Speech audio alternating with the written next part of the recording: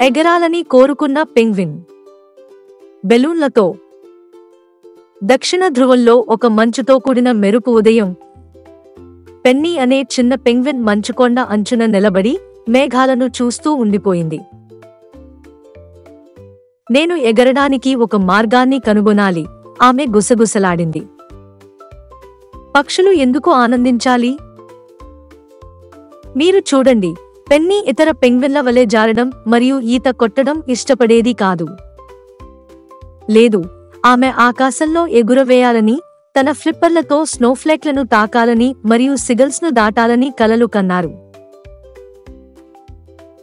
కాబట్టి ఒక మధ్యాహ్నం పెన్నీకి ఒక పెద్ద ఆలోచన వచ్చింది.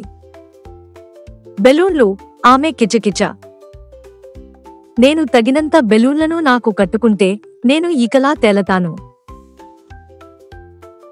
పెన్నీ పట్టణంలోకి దూసుకెళ్ళింది మరియు ఆమె మెరిసే చేపల సేకరణను 99 రంగుల బెలూన్ల కోసం విక్రయించింది. ఎరుపు, పసుపు, ఆకుపచ్చ మరియు మెరిసే నీలం.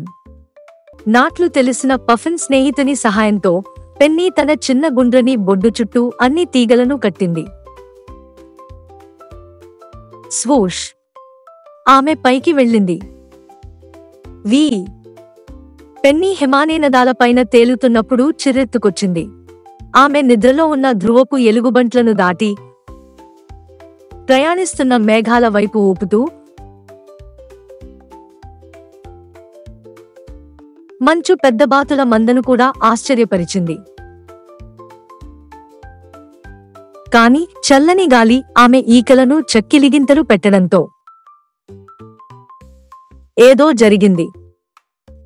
ఆమె చిన్న ముక్కు వణికిపోయింది. ఆమె కళ్ళు పెద్దవయ్యాయి. ఆమె బొడ్డు కదిలింది. ఆచూ ఓ! ఆపై పాప్ పాప్! బెలూన్లు ఒక్కొక్కటిగా పగిలిపోవడం ప్రారంభించాయి. పెన్నీ గాలిలో రెక్కలుగల స్నోఫ్లేక్ లాగా మెలికలు తిరుగుతుంది. ఓను! ఆమె అరిచింది, ముసిముసిగా నవ్వింది మరియు మళ్లీ తుమ్ముతూ అచ్చూ! పాప్! ఆమె క్రిందికి దూసుకెళ్ళింది. వరకు ప్లాప్! ఆమె ఒక మృదువైన మంచు కుప్పలో సురక్షితంగా దిగింది. మిగతా పెంగ్విన్లన్నీ పరుగెత్తాయి. పెన్నీ, నువ్వు బాగున్నావా? పెన్నీ రెప్పపాటు చేసి ఆకాశం వైపు చూసి నవ్వుతూ, అది గుర్తుంచుకోవాల్సిన విమానం. ఆ రోజు నుండి Penny the penguin who fly with balloons గా ప్రసిద్ధి చెందింది. ఆమె మళ్లీ ఎప్పుడూ మేఘాలను చేరుకోలేదు. కాని ఎవరైనా పార్టీకి బెలూన్లు తెచ్చిన ప్రతిసారి ఆమె కొంచెం తుమ్ముతుంది. నీతి: మీరు మంచు కుప్పలో దిగినా పెద్ద కలలు కనండి. పంచ్ లైన్: అచ్చూ! Oh no! Pop pop pop!